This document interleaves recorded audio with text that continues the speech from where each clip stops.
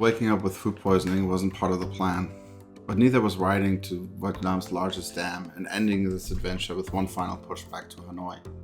This is how it ends, messy, real, and unforgettable. A time that's coming to an end, and a journey that took over 1,300 kilometers.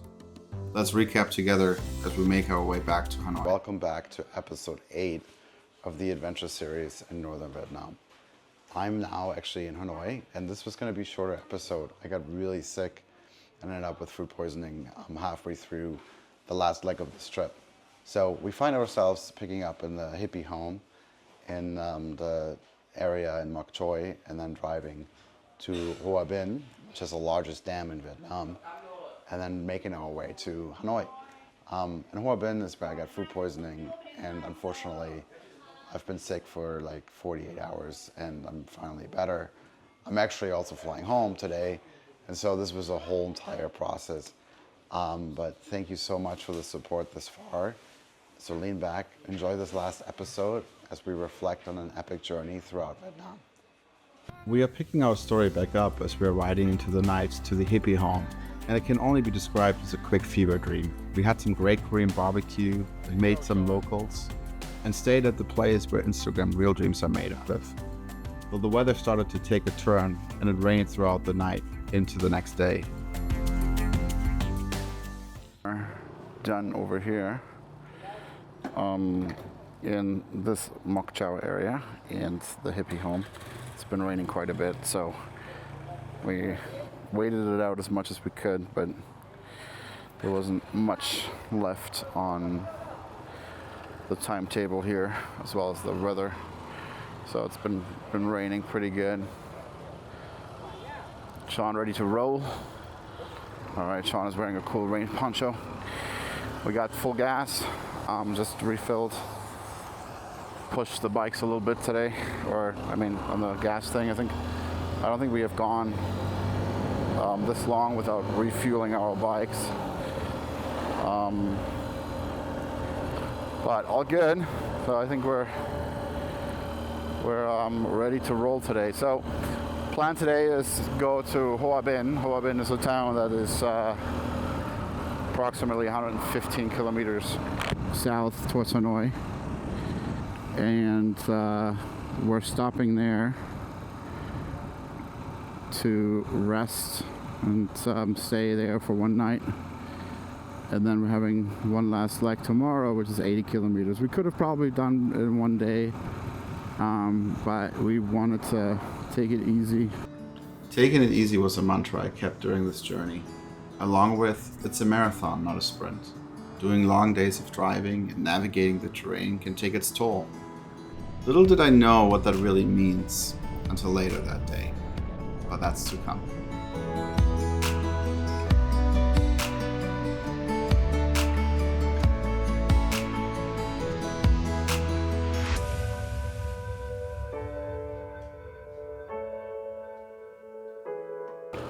All right, friends, we're in Hòa Bình. We made it. Weather is very different here. It's much better. And I don't think we need to wear our rain gear much longer.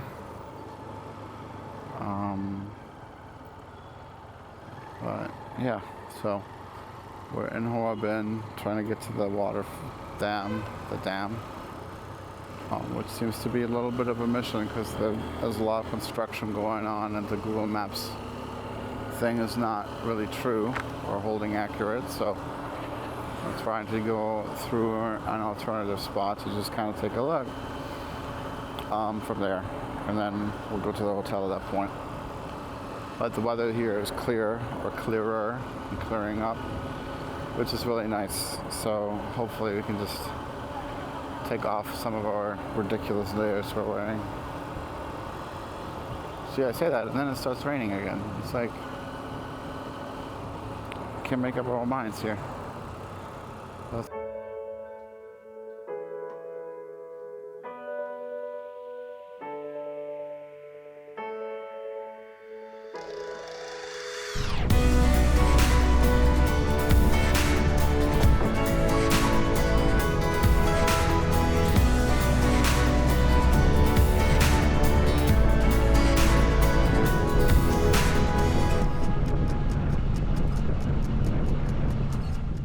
The Hòa Bình Dam rises like a scar in the mountains, quiet, massive, and holding back a force you can't quite see.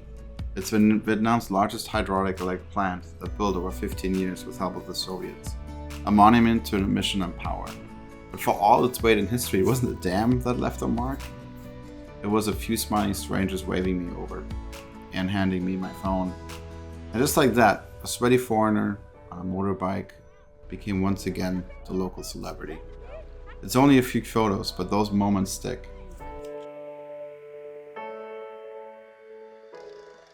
It's 6 p.m. I rented a whole restaurant by myself because we are rich people. As you can see, we're having a VIP experience. There's nobody here. And we're having seafood.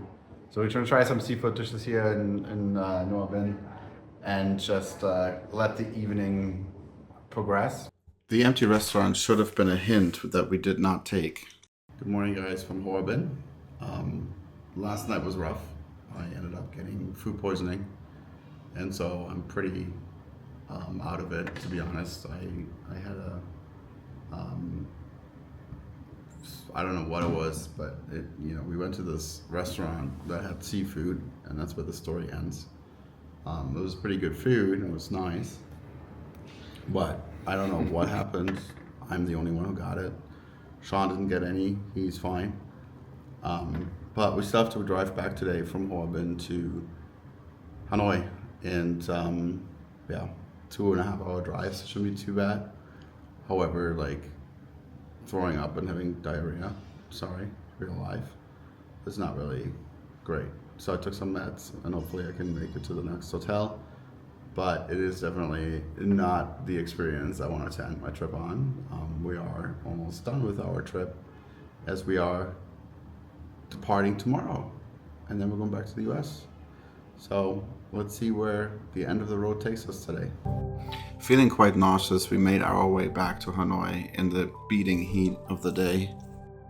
All right, friends, we're leaving Hòa Bình behind, back to Hanoi. Not feeling too hot from yesterday, like I was saying. I'm not sure what happened. But yeah, today we're just gonna focus on riding, focus on getting us there. 75 kilometers to go. I mean, it's like a skip and a jump for us, technically, right? Especially after the miles we've been putting on the road.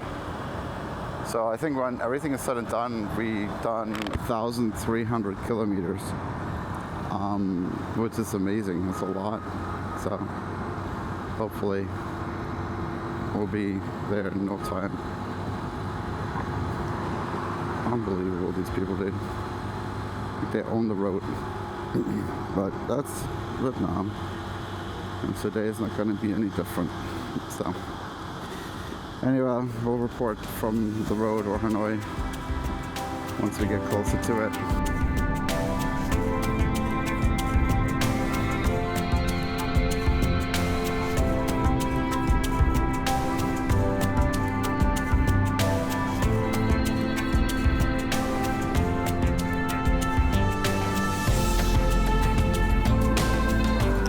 Jesus. Swerve in a wibble. You really have to pay attention here. Stick to the left, Sean, if you can.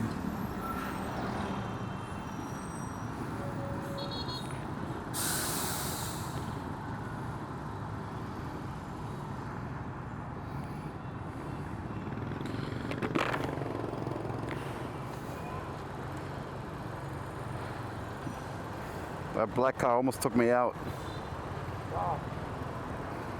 Navigating Hanoi's traffic is not easy, and you flow like in an avalanche of metal and exhaust fumes. It's part of a beehive that you don't understand, but you just have to trust that it will all make sense at the end.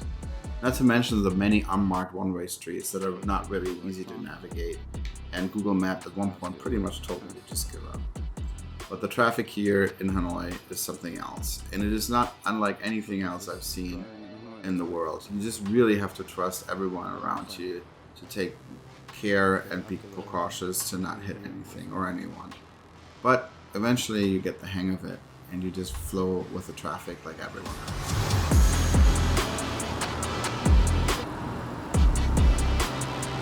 That's be part of the beehive, bro. Stick on the left to the overpass, Sean.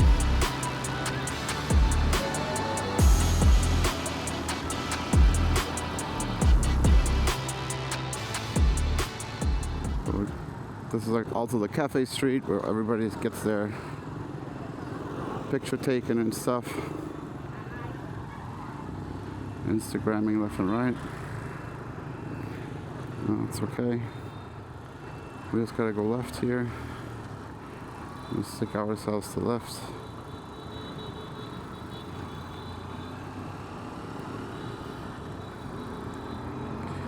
And then we're almost there. At the beautiful hotel that I selected. Not in Old Quarter, Hanoi, because I wanted to see something else today. Or stay somewhere else today, not the same old thing. So we're staying at a different hotel. The Silk Classic something something. A little bit more on the French Quarter, which is near the lake, closer to the lake. So I'm gonna drop off our luggage. I think I just need to rest for a minute. All things considered from the drive today. And then we'll drop off our bikes tonight or later in the evening. And then we're good to go. So.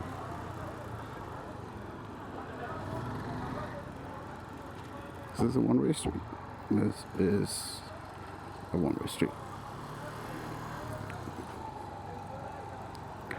No, this is not a one-way street. I see people over there. This guy's just on the wrong lane.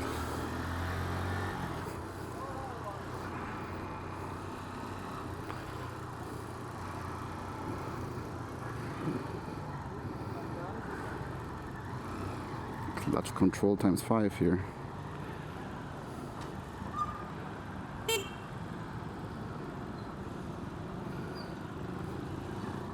After a long day of navigating all the roads of Hanoi and making it back into the French Quarter, we found our hotel and we just freshened up for a little bit, took a rest, and then dropped off our motorbikes shortly after that to Style Motorbike. Nearby here.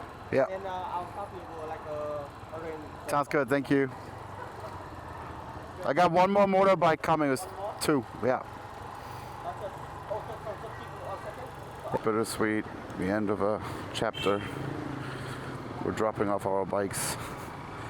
The last 5 minutes of riding here today. And yeah, then it's all over. And we are done. So, just gotta trust the flow here. And you'll be okay. Yeah, so we're just dropping them off now, and like I said, 1,300 kilometers. We had a long journey, long ride. Can't believe how far we've come. So it was great trip, great journey, great riding. Sean has mastered his bike, I think, like no one's business.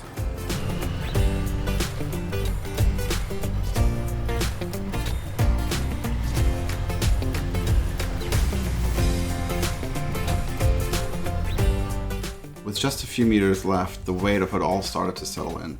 The memories made and the friendships forged 1 mile at a time, and a quiet sense of gratitude that we made it back in one piece. We'd seen so much, landscapes that don't feel real, and moments that will live far longer than the footage. I never forget the giant Buddha standing over Fanny Span, or the countless kind faces that turned strangers into something more. The bikes were dusty, our bodies were tired, but the journey home had already begun.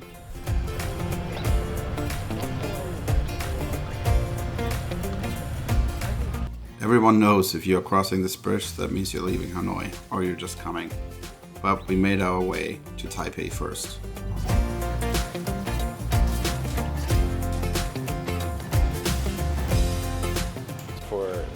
that I couldn't finish filming episode 8 because of food poisoning, I thought it was a great idea to go to Taiwan, Taipei, stop by to get some traditional yakitora grilled food and just hang out for the evening.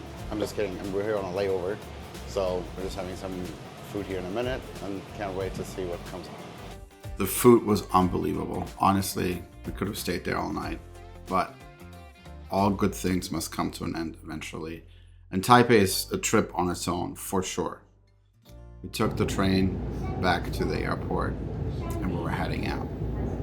All right, guys, trip is coming to an end. What a journey.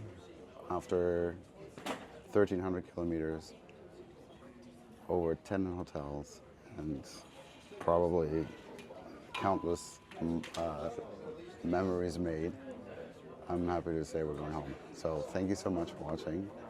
Thank you for being part of this journey. And our plane is pulling in. And don't forget to like and subscribe.